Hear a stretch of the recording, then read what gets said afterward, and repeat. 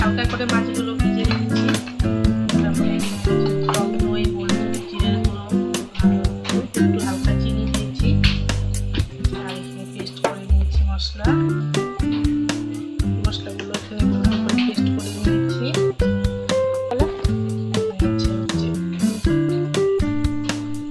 আর একটুখানি আদা, জিরে, পেঁয়াজ, কাঁচা লঙ্কা, একটু হালকা রসুন সব কিছু দিয়ে পেস্ট করেছি।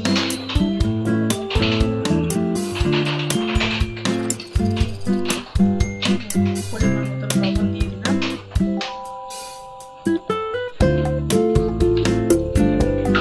ধনে পাতা,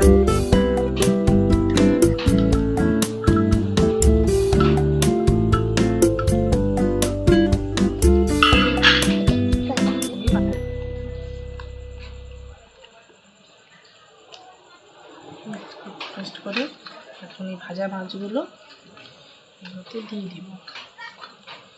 এগুলো কাঁচাও রান্না করা যায়, কিন্তু কাঁচা তো আমরা খেতে পারি না, এর জন্য হালকা ভেজে নিয়েছি।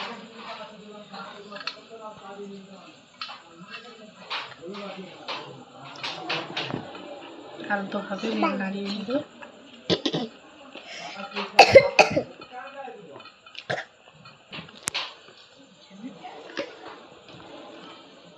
আর এখানে একটু বেশি করে সর্ষের তেল দিয়ে দিব।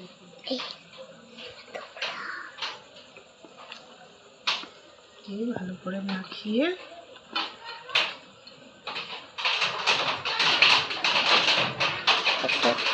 কড়াইতে দিয়ে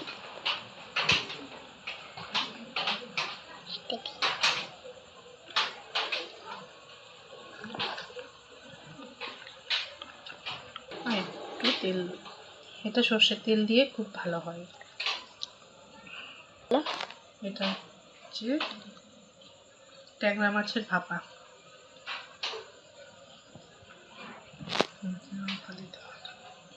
এটা হচ্ছে ট্যাংরা মাছের ভাপা। এখন